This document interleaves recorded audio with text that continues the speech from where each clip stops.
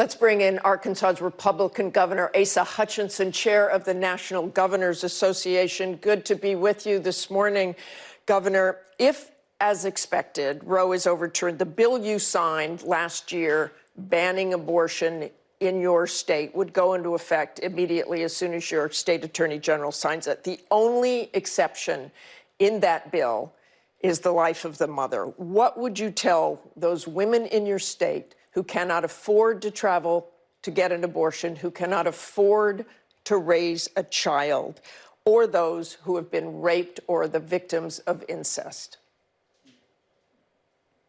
Well, thank you, Martha, and happy Mother's Day to everyone.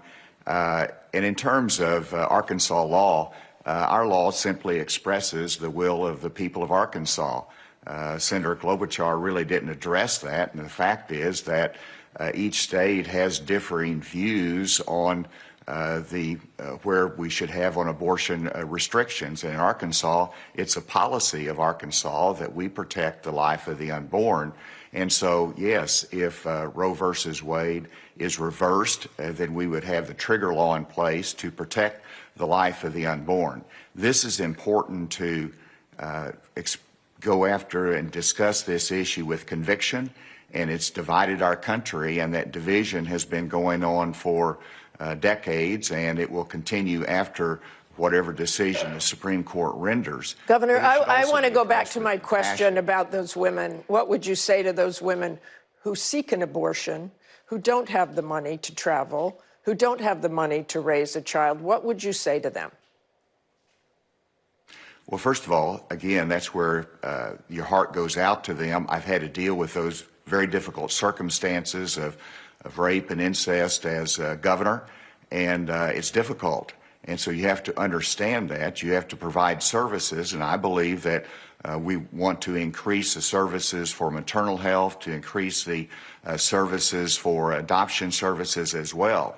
And so we want to invest in those areas that will help those women with very difficult circumstances of the pregnancy. But secondly, I think to your point, the rape and incest exceptions will continue to be a part of the debate.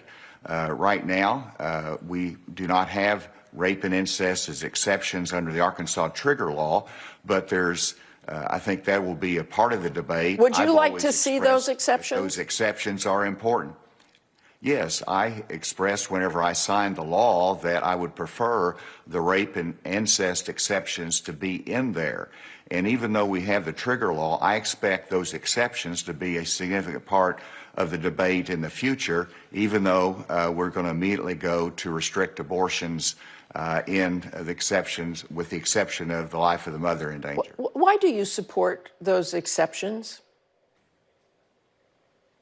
Well, it's been even though we believe life begins at conception, that we try to save lives, the life of the unborn, and to do that and to gain public acceptance, those exceptions are what generally the public has insisted upon as being reasonable exceptions to abortion limitations. And so, you know, there's the principle involved of life begins at conception, in difficult circumstances, but those are accommodations that are made to get public acceptance of the limitations and saving more unborn lives, and that's the objective of it. And Governor, you tweeted that you hope the court returns authority to the states. Mitch McConnell told USA Today it's possible Republicans will pursue a national ban. Would you oppose that?